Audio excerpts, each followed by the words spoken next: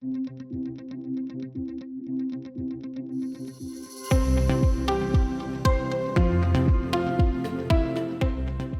julle en baie welkom by ons laaste tekkiesdiens van 2024. Ja, die tyd het verby gevlieg. Ek weet, klomp van julle is al klaar met julle assessering.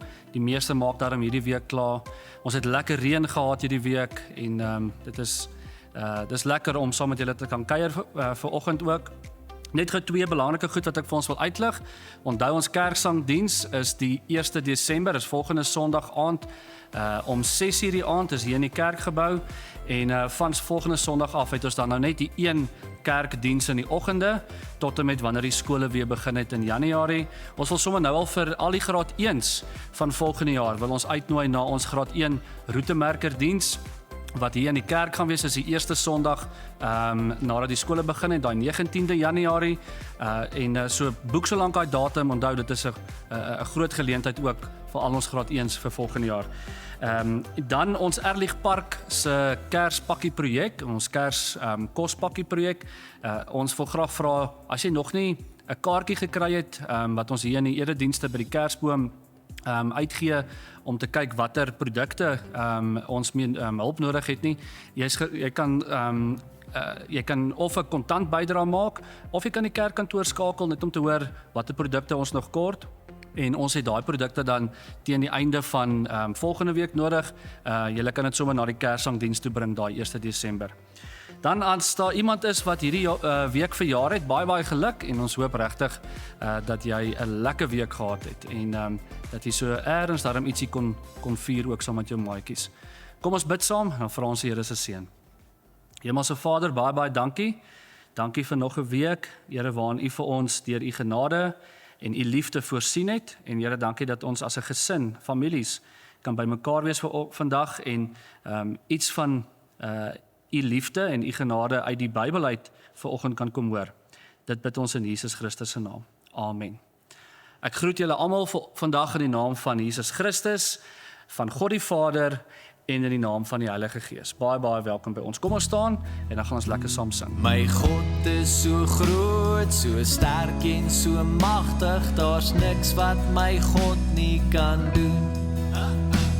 My God is so groot, so sterk en so magtig, daar's niks wat my God nie kan doen. Die berge maak hy, die riviere daarby, die see en alles daarin. My God is so groot, so sterk en so magtig, daar's niks wat my God nie kan doen. My God is so groot, so sterk en so magtig, daar's niks wat my God nie kan doen. My God is so groot, so sterk en so magtig, daar's niks wat my God nie kan doen. Die berge maak hy, die riviere daarby, die see en alles daarin. My God is so groot, so sterk en so magtig, daar's niks wat my God nie kan doen. Daar's niks wat my God nie kan doen. Daar's niks wat my God nie kan doen.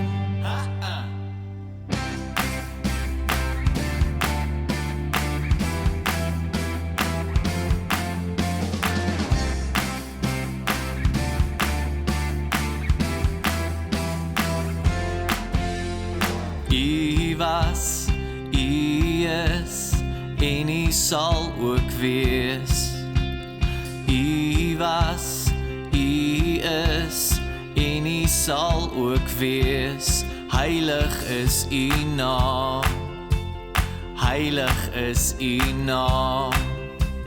Heilig is U naam.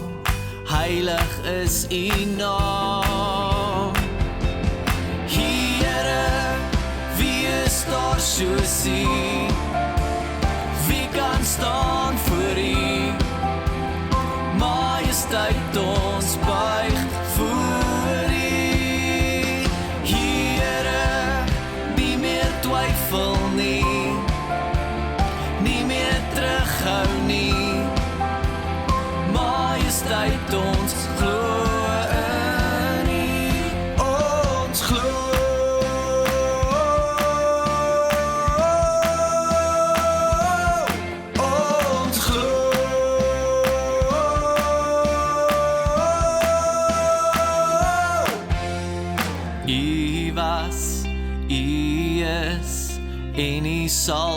wees.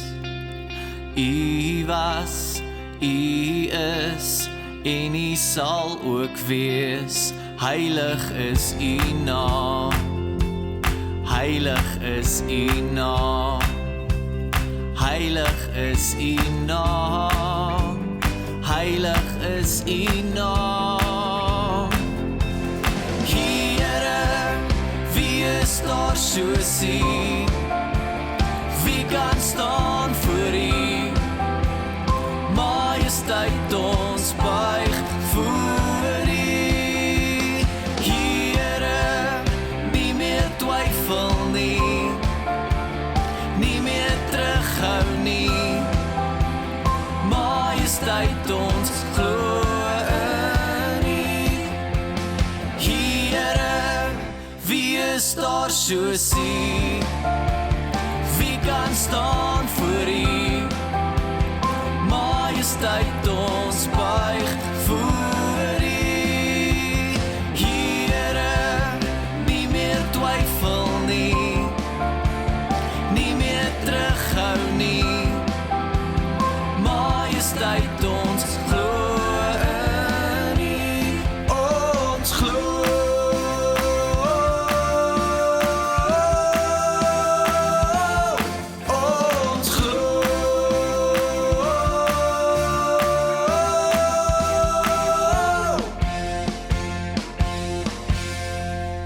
Ons is ook in ons 10de maand dankoffertydperk en van begin Oktober tot en met einde Februarie, en as die Here dit ook op jou hart druk, is jy ook nou welkom om jou 10de maand dankoffer te gee.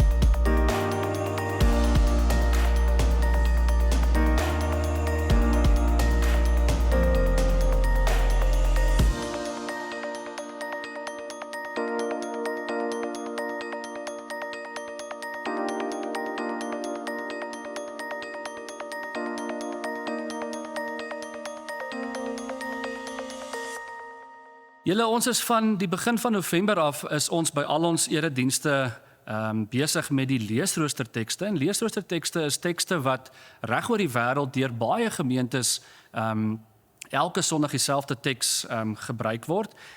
En ons teks van vanoggend kom uit Openbaring uit. Openbaring hoofstuk 1 van vers 4 tot 8. Julle kan solank julle Bybels daar oopmaak. Maar ek wil begin met 'n vraag.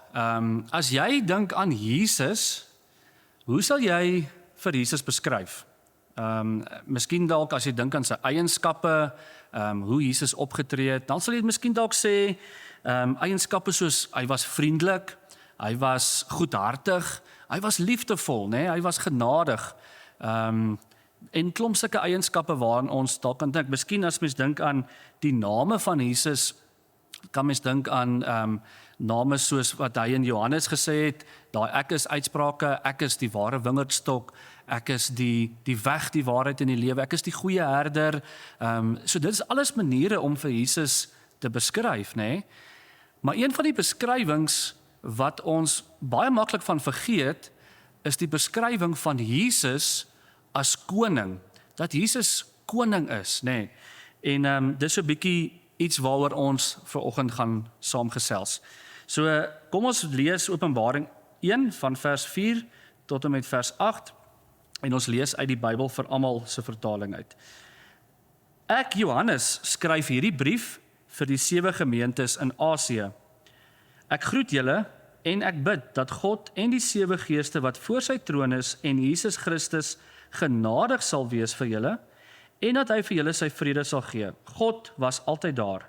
Hy is nou daar en hy sal weer kom. En Jesus Christus is die getuie.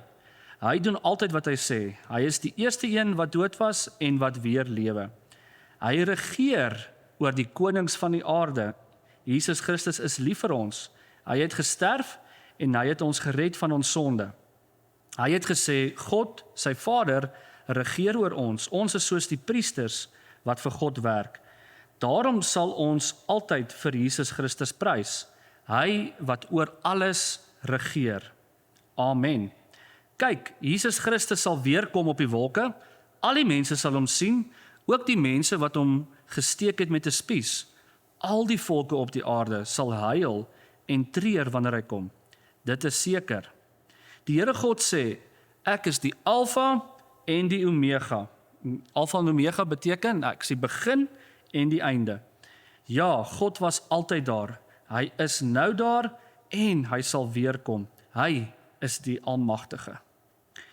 Nou as ons bietjie dink oor Jesus as koning, is die heel eerste teken wat ons kry van Jesus as koning. Onthou dat toe Jesus gebore was, daar in die stal in Bethlehem in 'n krib, en ons gaan dit nou met Kersfees gaan ons dit nou ook vier. Maar onthou julle, watse geskenke het die wyse manne vir Jesus gebring?